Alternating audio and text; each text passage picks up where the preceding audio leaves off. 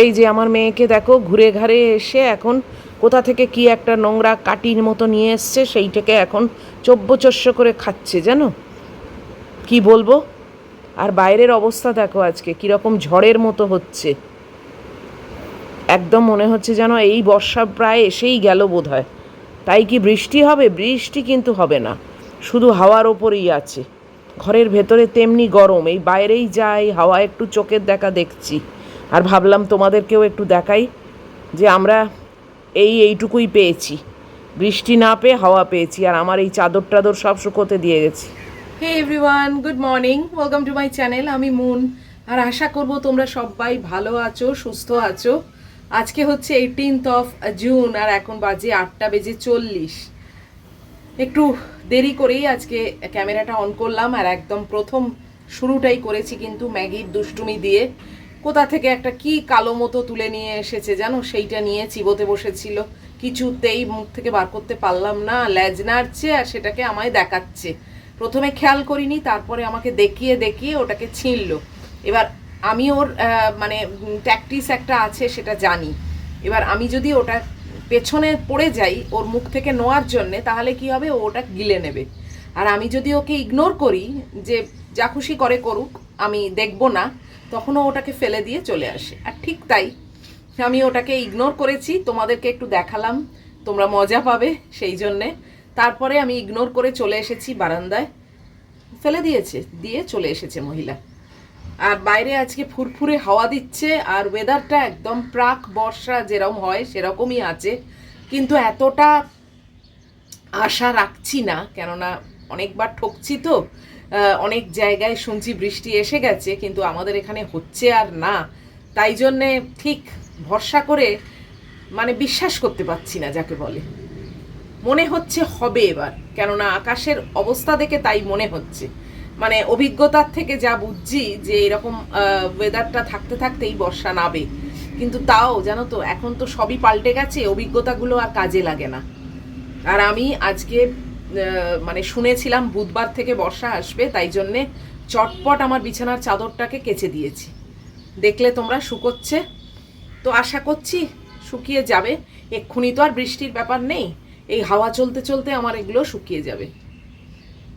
কাজে আর কোনো গা নেই জানো তো, এত গরমে না আর ভালো লাগছে না। আর আজকে গুড্ডির সঙ্গে চ্যাটিং চুটিংটা অনেক আগেই শেষ হয়ে গেছে, ওর আজকে খুব ঘুম পেয়েছে, তাই জন্যে ও ঘুমোতে গেল। আর আমিও বসে বসে তোমাদের হোয়াটসঅ্যাপের উত্তরগুলো দিয়ে ভাবলাম এবারে একটু উঠে দাঁড়াই, নাহলে আর একেবারেই উঠতে পারবো না। ম্যাগির খাবারটা করব, আর আজকের আমার লাঞ্চ হচ্ছে স্যান্ডউইচ। আজকে ভাতের আমার আর কোনো পাট করছি না, স্যান্ডউইচ করব। ম্যাগিকে ভাত দেবো, ভাত আর মাংস যেরম দিই, কেননা ওর ভাতের অভ্যেসটা যদি একবার কাটিয়ে দিই না, মানে ছাড়িয়ে দিই, সেই ভাতের অভ্যেস আবার ব্যাক করতে না বহুত মেহনত করে, মানে খেতে চায় না। তো কালকের থেকে শুরু যখন করেছি ভাতটা, তখন আবার আজকে ভাতও দেবো, মাংসও দেবো। মাংসটা একটু বেশি থাকবে, ভাতটা কম থাকবে। তাহলে কি হবে বলো তো, প্রত্যেক দিনের আবার হ্যাবিটটা এসে যাবে এবং ও জেনে যাবে যে এটাই আমার স্টেপল ডায়েট। যাই হোক, দেখা যাক বর্ষা আসে কি আসে না, আশায় আশায় বসে আছি, গরমে মরে যাচ্ছি। আর আজকে স্যান্ডউইচ যেহেতু, তাই এক্ষুনি করবার সেরকম কোনো তাড়া নেই, জাস্ট কাটা বাচাগুলো করে রাখবো। আলু সেই কালকে সেদ্ধ করা ছিল, ডিম সেদ্ধ করা ছিল, কাল রাত্রিরে ভেবেছিলাম স্যান্ডউইচটা করবো ডিনারে, বাট অ্যাজ অলওয়েজ আর ইচ্ছে করেনি কালকে। তবে একেবারেই যে দুধ কর্নফ্লেক্স খেয়েছি সেটাও কিন্তু নয় জানো তো, কালকে ম্যাগি খেয়েছি, একটু মাশরুম দিয়েছিলাম, পেঁয়াজ দিয়েছিলাম, টমেটো, কাঁচা লঙ্কা সব কিছু দিয়ে আর ম্যাগি করে খেয়েছিলাম। আর আজকে সেইগুলো সব রয়েছে, তো আজকে স্যান্ডউইচটা অবশ্যই করব। আলু ডিম সব একসঙ্গে মেখে নেবো, একটু আমার ম্যাজিক মশলা টশলা দিয়ে, আর ওদিকে শসা কাটবো, টমেটো, পেঁয়াজ, এইগুলো তো থাকবেই। আজকেও বাচ্চুদা কিচ্ছু আনেনি জানো, বলে কালকে ঈদ গেছে, তাই জন্যে আজকে নাকি সমস্ত বাজার বন্ধ। তো আমার কালোজাম নেই, তালশাঁস নেই, পাশে মাছ আনতে বলেছিলাম সেটাও নেই, মানে কিছুই উনি আনেননি। উনি আজকে শুধু এইটুকু একটা প্যাকেটে করে আমাকে উচ্ছে এনে দিয়েছেন। কি আর বলবো, উনি বলেছেন কালকে আনবেন, ওই কালকের অপেক্ষাতেই থাকি। এবার কাল আবার যদি বিরাট বৃষ্টি হয়, তখন বলবেন যে বৃষ্টি হচ্ছে তো ওই জন্য আর কিছু বসেনি। দেখি কালকের দিনটা দেখি, তারপরে আমি ব্লিঙ্কিট দিয়ে আনিয়ে নেবো। এখন তো আমার ব্লিঙ্কিট নিত্য সঙ্গী হয়ে গেছে। আর অনেককে আমিও রেফার করছি, আমাকে কিন্তু একজন ইন্সপায়ার করেছিল, তাই জন্যেই আমি ব্লিঙ্কিটের মানে এই অ্যাডভান্টেজটা নেওয়া আরম্ভ করেছি। কিন্তু আমি এখন অনেককেই রেফার করছি যে ব্লিঙ্কিটে বলে দাও, ব্লিঙ্কিটে বলে দাও, অ্যাজ ইফ যেন আমি প্রথম এটা শুরু করি। তা কিন্তু নয়, আমিই করিনি, আমাকেই গোতা মেরেছে একজন। যাই হোক, চলো, সকাল থেকেই বসে বসে যদি গল্প করি না, তাহলে আর কাজে আরোই গা আসবে না। যাই স্যান্ডউইচের প্রিপারেশনটা করি আর ম্যাগির রান্নাটা বসাবো, বাস। আর আমার রান্নাঘরের কোনো পার্ট নেই। চলো এগোই। আর কি, শুরু করলাম তোমাদের হাত ধরে আবার আরেকটা দিন কাটাবো বলে। একই রকম চলবে, নতুনত্ব তো কিছু নেই, রোজকার একই নিয়ম একই রকমভাবে চলে। আজকে অবশ্য লাঞ্চের মেনুটা একটু নতুনত্ব থাকবে, কিন্তু সেটা তো ইটিং ব্লগে, এখানে নয়। এখানে ওই আর কি রোজকার মতো যেরকম চলে সেরকমই চালাবো, সঙ্গে থাকো। একে দেখো, ওইখানে সেই কাটিকুটি সব ফেলে দিয়ে এখানে এখন শুয়ে আছে। রোদ্দুর না থাকলে না ঘরের ভেতরটা অন্ধকার মতো হয়ে থাকে না, আর আরোই বিরক্ত লাগে, ভালো লাগে না, একদম একদম ভালো লাগে না। গুড্ডির পাঠানো যে শর্ট ভিডিওগুলো, সেগুলো তোমরা খুব ভালোবেসে দেখছো। অনেকে গুড্ডিকে থ্যাঙ্কস জানিয়েছো, ওকে আমি অবশ্যই জানিয়ে দেবো। আজকে মনে ছিল না তাই আর জানাইনি, অবশ্যই নেক্সট যখন ওর সঙ্গে কথা হবে জানিয়ে দেবো। চলো রান্নাঘরের দিকে যাই আস্তে আস্তে, অন্ধকার থাকলে না একদম ভালো লাগে না। আবার আলো পেতে গেলে তো রোদের সেই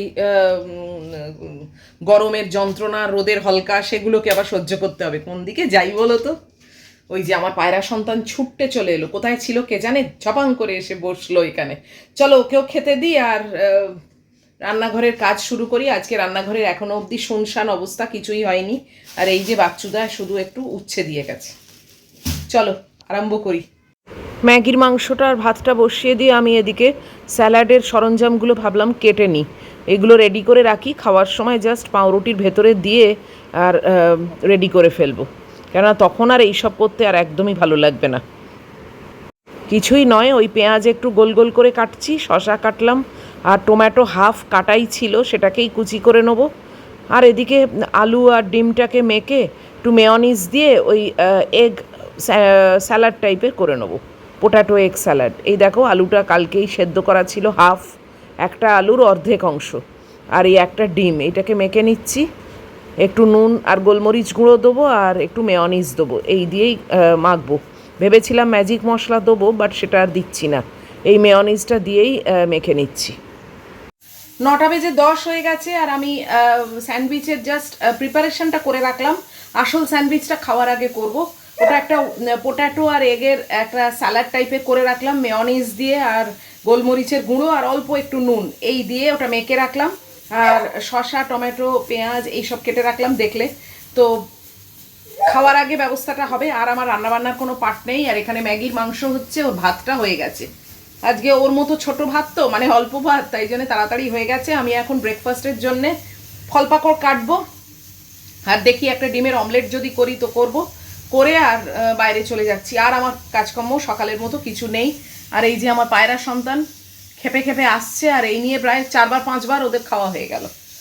তো যাই হোক, এখন আমি ব্রেকফাস্টের প্রিপারেশনটা করি, করে আর বেরিয়ে যেতে পারলে পারছি। আর রান্নাঘরে আর টেকা যাচ্ছে না, জানো, খুব খুব গরম, আরও এরম অন্ধকার মতো হয়ে আছে না, চাপ হয়ে আরও গুমোট হচ্ছে। ফলগুলো কেটে নিয়েছি, নিয়ে এদিকে একটা অমলেট করে নিচ্ছি।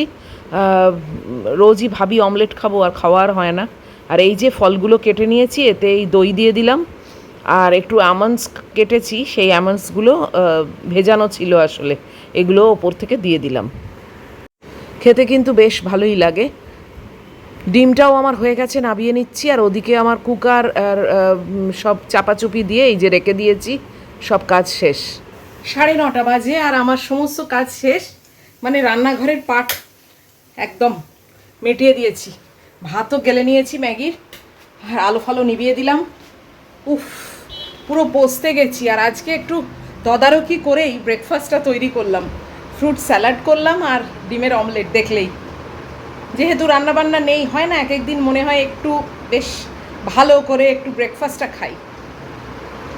কিছুই না, ফ্রুটস তো রোজই কাটি, আজকে একটু ওর ওপর দই আর আমন্ডস কিছু ভেজানো ছিল, সেগুলো খাওয়া হচ্ছিল না। পরশু ভিজিয়েছি, যেন ভুলেই যাই, তাই জন্য ওটাকেও কেটে ওর ওপর দিয়ে দিলাম। আর আকাশের অবস্থা ক্রমশ খারাপ হয়ে আসছে। এই দেখো বাইরের অবস্থা। এই আকাশটা দেখে মনে হচ্ছে না যে বর্ষা প্রায় এসে গেল দোরগোড়ায়? কি বুঝছো তোমরা? বলতে পারি কি যে বর্ষা আসছে, নাকি সত্যি যতক্ষণ না আসছে ততক্ষণ সেই না আছালে বিশ্বাস নেই, বলে না একটা কথা আছে? তো আমারও হচ্ছে সেইটাই আর কি, সন্দেহ যে আদৌ কি বৃষ্টি হবে, নাকি এগুলো জাস্ট আমাদের ধাঁধা দেখাচ্ছে। কি জানি, তোমাদের দেখে কি মনে হলো আকাশটা বৃষ্টি বৃষ্টি না? মানে হয়তো হতে পারে এরকম একটা ব্যাপার। দেখা যাক, চলো বসি, ব্রেকফাস্টটা খাই আর কি।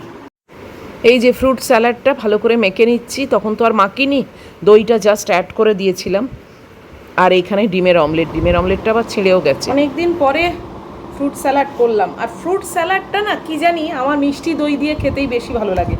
জানি টক দই খাওয়া উচিত, এমনি সময় তো টক দইটাই খাই, বাট ফ্রুট স্যালাডে না মিষ্টি দই না হলে ঠিক আমার জন্যে জমে না। তো মিষ্টি দই দুটো ছিল, তার মধ্যে একটা আজকে এতে দিলাম।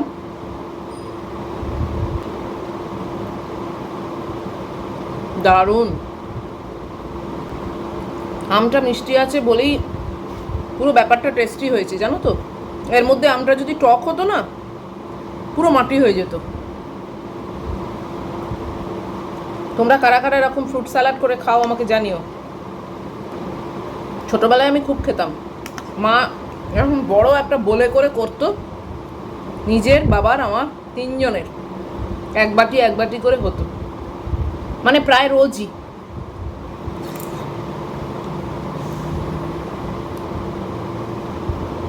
বাবা অফিস থেকে এসে খেত, আমি স্কুল থেকে গিয়ে খেতাম।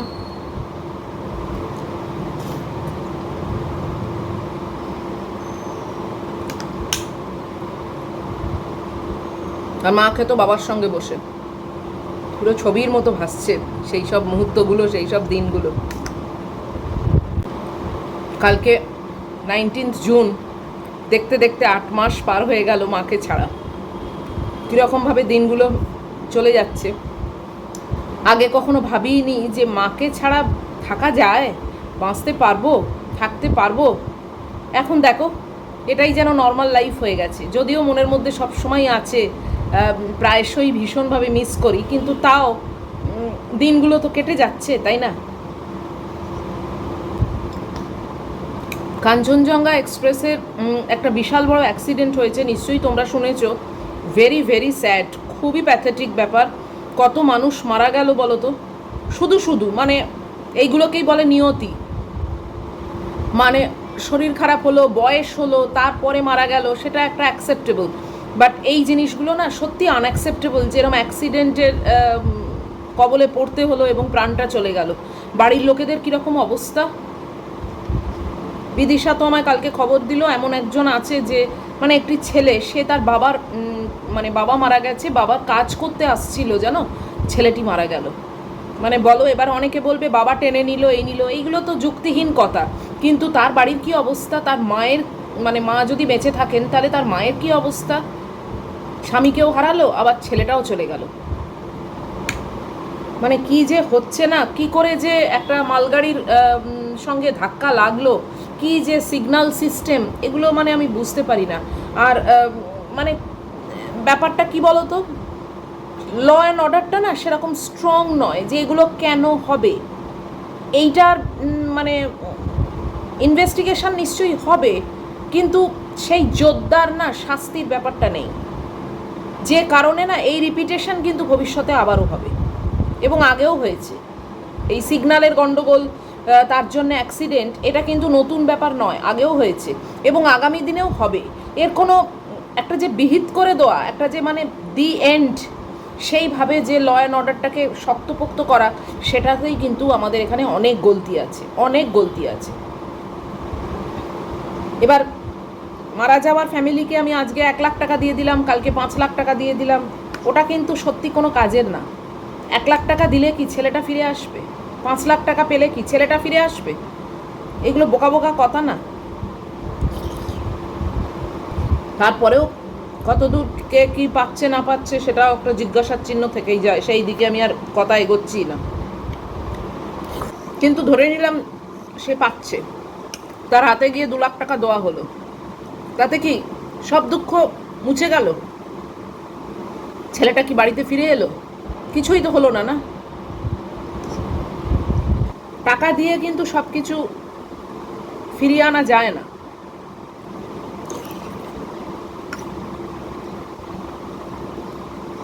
সব শূন্যস্থান কিন্তু টাকা দিয়ে পূরণ করা যায় না।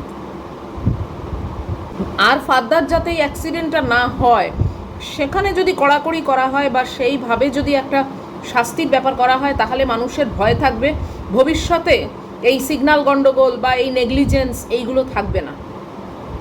সেখানে কিন্তু অনেক অনেক গলতি আছে। দিন কাটবে, সব কিছু আবার নর্মাল হয়ে যাবে, এই ইনসিডেন্টটার কথা অনেকে ভুলেও যাবে, কিন্তু যার হারিয়ে গেল সে কি কোনোদিন ভুলতে পারবে? কি করে মানে এতগুলো প্রাণ চলে গেল, এবং তারা যখন কাঞ্চনজঙ্ঘায় উঠেছিল শিয়ালদায় নামবে বলে, কেউ কি কখনো ভেবেছিল বা চিন্তার মধ্যে এনেছিল যে এই যে আমি ট্রেনে উঠছি এটাই আমার শেষ, মানে আর আমি এটা মানে আর সারভাইভ করবো না, বা আমি আর ট্রেন থেকে নামবো না, এবং যখন নামবো তখন আমার ডেড বডিটা নামবে, এটা কি কেউ ভেবেছিল? যাকে চলো খাই, এইসব টপিকে আলোচনা করতে গেলে অনেক কিছু বলতে ইচ্ছে হয়, অনেক রাগ উগরে দিতে ইচ্ছে হয়, বাট যেহেতু এটা সোশ্যাল মিডিয়া, যেহেতু নানাবিধ মানুষ এই ভিডিওটা হয়তো দেখছে, তাই জন্য অনেক কিছুকেই নিজেকে রেস্ট্রিক্ট করে রাখতে হয়।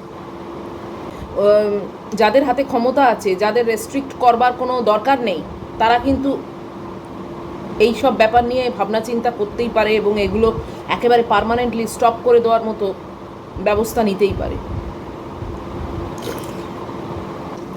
আর আমাদের মতো পাবলিকদের এদিকে বললেও দোষ, ওদিকে বললেও দোষ, কেননা পারিপার্শ্বিক মানুষজনের কোনো ওপেন মাইন্ড নেই।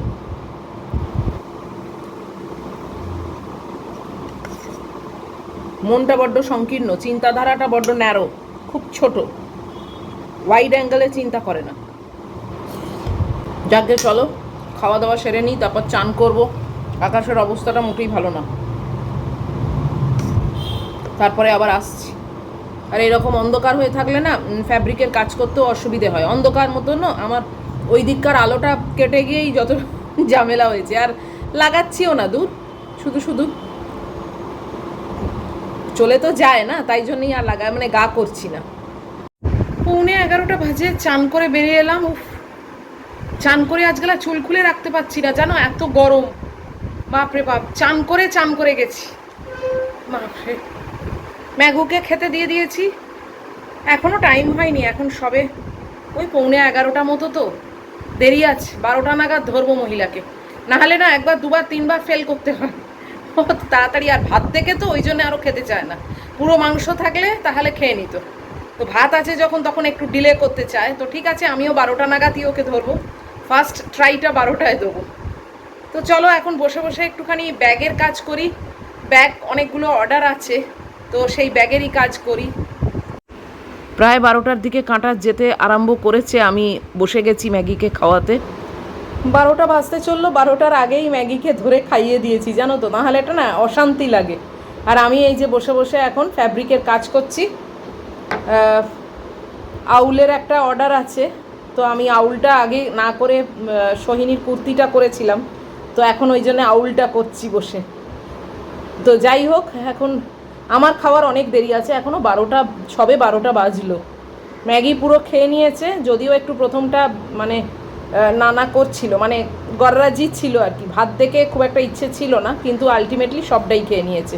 জল টল খেয়ে মহিলা আমার পেছনে মাটিতে শুয়ে আছে, আর আমি এই বসে বসে আউল করছি এখন। চলো এখন এটাই শেষ করি, যতখানি পারি এগিয়ে দিই, তারপরে খাওয়া দাওয়ার গল্প। আর খাওয়া দাওয়া কি, তার আগে তো আমাকে স্যান্ডউইচ বানাতে হবে, তাই না? আজকে তো আর চট করে নিয়ে বসে পড়তে পারবো না। তবে অবশ্য সবটাই করা, মানে মেজর পোর্শনটাই করা আছে, শুধু পাউরুটির মধ্যে দিয়ে একটু তিন কোণা করে কেটে টেটে নেবো আর কি। যাকগে চলো এখন অন্তত এই কাজটাকে খানিকটা এগিয়ে নিই। 1:05 বাকি, আমি সব র্যাপ আপ করে ফেলেছি ফ্যাব্রিকের কাজ আর চলে এসেছি রান্নাঘরে আমার স্যান্ডউইচটা করব বলে। তো জাস্ট ব্রেড দুটো সেঁকে নিয়েছি, 4 পিস ব্রেড নিচ্ছি, কেন লাঞ্চ তো একটু হেভি না হলে কি করে পেট ভরবে।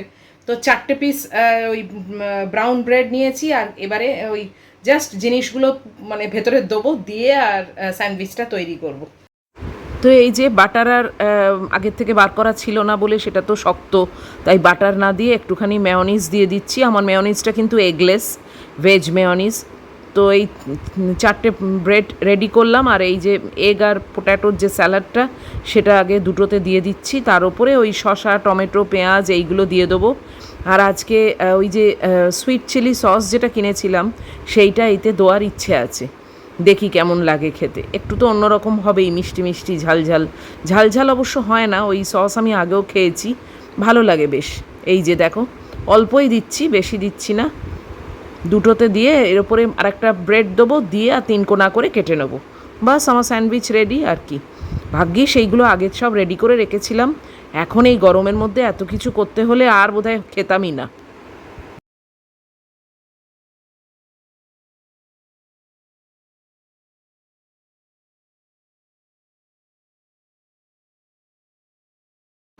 তো বাস আমার লাঞ্চ রেডি, আমি এটা নিয়ে গিয়ে ডাইনিং টেবিলে রাখছি, কেননা ওখানে ইটিং শোটা করি, আজকের লাঞ্চও জমে যাবে। তো আমার লাঞ্চ রেডি, এবারে বসবো ক্যামেরার সামনে, মানে তোমাদের সামনে, যাতে একসঙ্গে বসে আমি লাঞ্চ করতে পারি। আর স্যান্ডউইচটা এত মোটা হয়ে গেছিলো না যে কাটাটা একটু ডিফিকাল্ট ছিল। তো আমি তো খাবো না, আর ভেতরে একটুখানি ওই সুইট চিলি সস দিয়েছি, আশা করি ভালো লাগবে খেতে। আর মেয়োনিজ দিয়েছি, দেখলেই তো কীরমভাবে করলাম, খুবই সিম্পল করে করেছি। এর মধ্যে একটু লেটুস থাকলে আরও বেশি ভালো হতো। যাই হোক, যেটা নেই সেটা নিয়ে আর চিন্তা করতে হবে না। আর এটার সঙ্গে আসলে জানো তো একটা জিনিস খেতে খুব ইচ্ছে হচ্ছে, সেটা হচ্ছে আইসক্রিম।